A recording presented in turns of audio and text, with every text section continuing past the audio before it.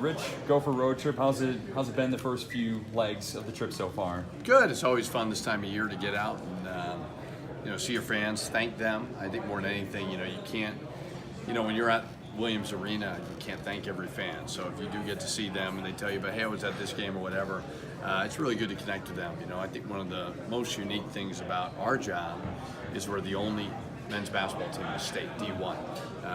So I know it means a lot to these people, so it's great to thank them for it. And coming off of last year, you're coming off an NCAA tournament appearance. This year, a little different. Has it been a little different on the trips at all? The way people have treated you, or talked to you, or what?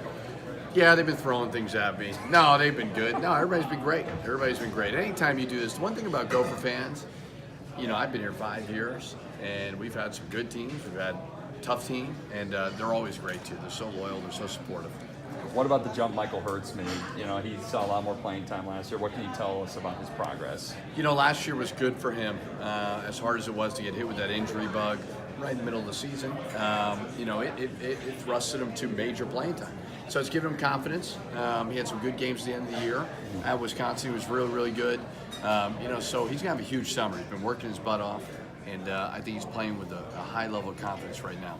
You got to think he makes this Rochester community pretty proud. Being from this area, seeing him at that high level, you got to think he makes it pretty proud. Well, they should be proud. I mean, for me, regardless of the athletic ability, he's a great person, and that's more important than anything. And he's going to be a really good basketball player. But you just look at the way he handles himself, the way he does in the classroom, the type of teammate he's been. Those are things that the Rochester community should be really proud of. How do you kind of reload after a season like last year and Nate Mason leaving and everything? What are the expectations after that kind of a season? Well, I think we got to get healthy. Amir Coffey, he'll be out for the summer. Dupree McBrayer will probably be out for the summer. Daniel Otero, who we signed, will be out for the summer. Eric Curry's still not fully healthy. So, when you lose 4 of your top 6, it's going to be challenging. So the biggest thing you got to do is you got to be healthy. And then we got a lot of new faces, which is exciting. They're going to take time, but that's okay. You got to rely on the guys that have been there before, the Dupree McBrayers, Amir Coffeys, Jordan Murphys, Eric Curry's, guys that have played before to help those other guys. And do you kind of use the summer to kind of look at and see, which players will be able to kind of make that leap forward and, kind of really stand out in the next season? Yeah, it's hard just because it's so early and you don't want to jump to any conclusions.